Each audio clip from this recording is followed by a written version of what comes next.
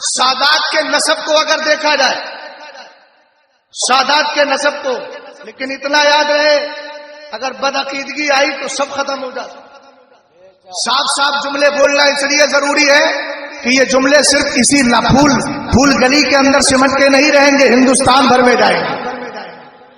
اور میں تو کہتا ہوں، حضور محدث کبیر کا ایک جملہ مجھے یاد آ رہا ہے، حضرت نے فرمایا ہم تو دین کے خادم ہیں، مگر سادات کی زیادہ ذمہ داری بنتی ہے کہ ہم سے زیادہ وہ دین کی خدمت کرے، عقیدے کی حفاظت کرے، اس لیے کہ ان کے لالا جان کا دیا ہوا بے فضل ہی تعالی یہ دین ہے، اس لیے ان کی بڑی ذمہ داری بنتی ہے۔ اب دیکھیے نسب پاک کی بات میں کر رہا ہوں، فاطمہ الزہرا رضی اللہ تعالی عنہا کی شان بھی دیکھ لیجیے، کتنا پاکیزہ نسب ہے سرکار کی بیٹی کا، کتنا پاکیزہ نسب ہے آمنہ کے لال کا۔ رسول کریم علیہ السلام نے ایک موقع پر ارشاد فرمایا، ما بال اقوام یزعمون اللہ قرابتی لا تنفع یوم القیامت۔ سرکار علیہ السلام نے ایک دن منبر پر تشریف فرما ہو کر کہا، ان لوگوں کا کیا حال ہے جو یہ کہتے ہیں کہ میرا نسب، میرا رشتہ، میرا تعلق کچھ کام نہیں آئے گا قیامت کے دن۔ سرکار علیہ السلام کے صحابہ نے جو یہ بات بولی تھی، اصل میں اس طرف ان کا اشارہ تھا اور اس طرف ان کا خیال تھا۔ قرآن نے کہا ہے نا، فَإِذَا نُفِخَ فِي الصُّورِ فَلَا أَنْسَابَ بَيْنَهُمْ، جب قیامت کے دن سور پھونکا جائے گا تو رشتہ داریاں نہیں ہوگی، تعلقات نہیں ہوں گے، آپ کی رشتہ داری نہیں ہوگی۔ لیکن اسی کو ذہن میں رکھنے کے بعد کچھ نے یہ کہا کہ شاید سرکار کا رشتہ بھی کام نہیں آئے گا، اس لیے میرے نبی نے منبر پر بیٹھ کر ارشاد فرمایا، سنو، کلو نسب و سبب تنقطع یوم القیامہ الا سببی و نسبی فانها موصولۃ فی الدنیا والآخرہ۔ فرمایا سنو، قیامت کے دن سارے رشتے ختم ہو جائیں گے، سارے تعلقات ختم ہو جائیں گے، ہاں اگر رشتہ باقی رہے گا تو مصطفیٰ کا رہے گا، نسب باقی رہے گا تو مصطفیٰ کا رہے گا۔ فرمایا یہ دنیا میں بھی جڑا ہے، آخرت میں بھی جڑا ہوا ہے۔ غور فرما رہے ہیں آپ، حضور سراج ملت کو دیکھا جائے تو پہلا نسب، دوسرا وہ بندہ عالم بھی ہے۔ مجھے بتایا حضور سید العلماء کے شاگرد، بخاری شریف بھی ان سے پڑھی ہے، سبحان اللہ تو بولیے یار بھائی، سراج سے اگر روشنی حاصل نہیں کریں گے تو کس سے روشنی حاصل؟ چراغ کا کام ہی یہی ہوتا ہے، وہ روشن کیا کرتا ہے۔ حضور سراج ملت عالم دین ہے، اور عالم کا وقار کیا ہے؟ سرکار ارشاد فرماتے ہیں، اغدو عالما او متعلما او مستمعا او محبا ولا تكن الخامسہ فتالی۔ فرمایا یا تو عالم بنو یا عالم کی بارگاہ میں علم حاصل کرنے والے بنو، اور اگر یہ نہیں بن سکتے تو عالم کی بات سننے والے بنو، اور اگر اتنا بھی موقع نہیں ملتا تو عالم سے محبت کرنے والے بنو۔ میاں چار ہی آپشن ہے، پانچواں نہیں ہے، یہاں چار ہی آپشن ہے، پانچواں نہیں ہے۔ فرمایا پانچواں مت بننا ورنہ تباہ ہو جائے گا۔ تو الحمدللہ حضور سراج ملت بے فضل ہی تعالی عالم دین بھی ہے، اور جتنے علماء پیچھے بیٹھے ہیں الحمدللہ رب العالمین یہ بھی اسی فضیلت میں شامل ہے۔ عالموں کی عزت کیجیے، ان کا وقار ملحوظ خاطر رکھیے، مگر ایک جملہ بولوں گا، وہی عالم قابل قدر ہے جو صلح کلیت نہیں پھیلاتا ہے، وہی عالم قابل قدر ہے جو علماء جو علم کے مفاد پر، علم کے مقتضا پہ عمل کرتا ہے۔ اگر دو رنگی کر رہا ہے تو وہ قابل تعظیم نہیں رہتا، اور یہ فتویٰ شہزاد نہیں دیتا۔ اعلیٰ حضرت کی فتاوی رضویہ کی 11ویں جلد رضا اکیڈمی والی کو اٹھائیے، آپ کو پتہ چل جائے گا۔ میرے امام سے پوچھا گیا کہ سید افضل ہے یا عالم افضل ہے؟ آپ نے فرمایا قرآن پاک کی آیت قل هل يستوي الذين يعلمون، آپ نے آیت پڑھی، فرمایا اگر مطلقاً دیکھا جائے تو مقام عالم بڑا ہے، لیکن فرق یہ ہے سید کے اندر فضیلت ذاتی ہے، عالم کے اندر وسیع ہے۔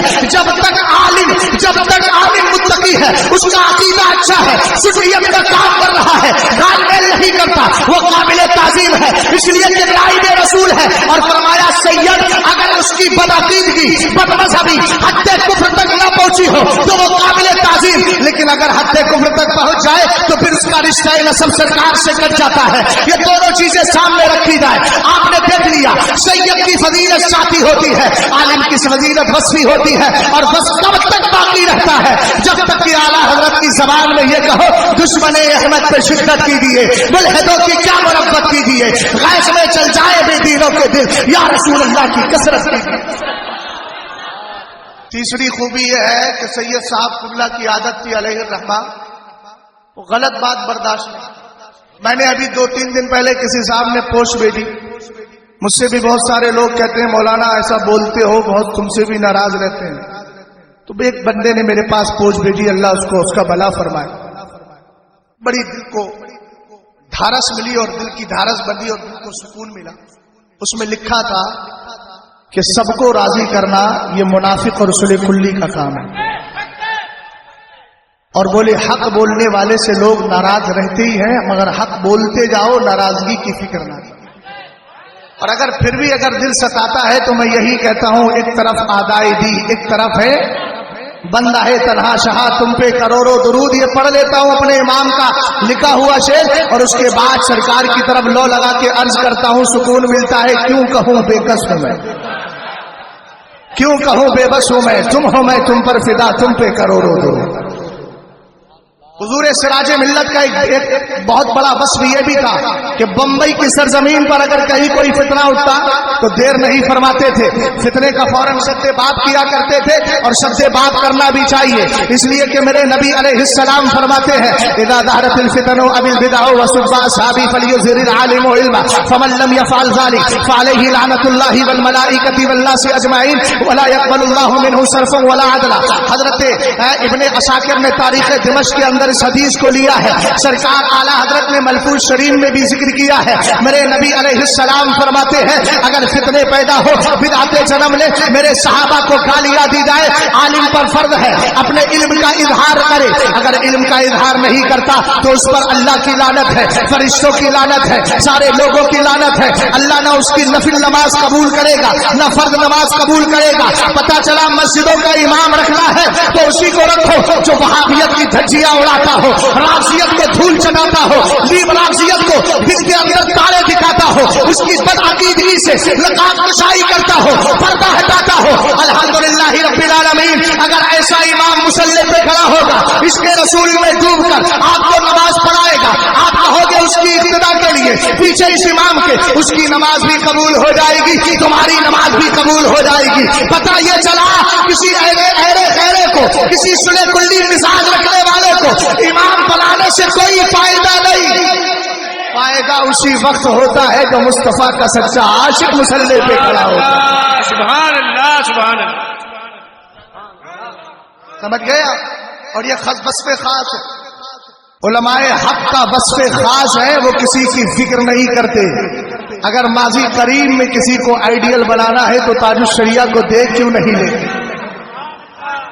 میرے پیر سرکار تاج الشریعہ نے کسی کی فکر نہیں کی، الحمدللہ جنازے نے بتا دیا کہ حق بولنے والوں کے پیچھے زمانہ آ ہی جاتا ہے، آج نہ صحیح تو کل صحیح مگر آ ہی جاتا ہے۔ بے فضل ہی تعالیٰ یہ چند خوبیاں میں نے عرض کر دی، مگر میں مبارکباد پیش کرتا ہوں سبحانی میاں صاحب کو۔ انہوں نے یہ نہیں کہا کہ میرے ابا جان کی شخصیت پہ بولنا، انہوں نے یہ نہیں کہا کہ میرے والد کی شان بیان کرنا، بلکہ انہوں نے ایک عنوان دے کر کے یہ کہہ دیا زبان حال سے گویا کہ آپ میرے والد کی شخصیت کو بیان نہ کریں، بلکہ میرے والد نے جو مجھے مشن دیا تھا، جو اعلیٰ حضرت کے مسلک کی روشنی میں ملا ہے، اسی مسلک کی بات آپ کر لیجیے۔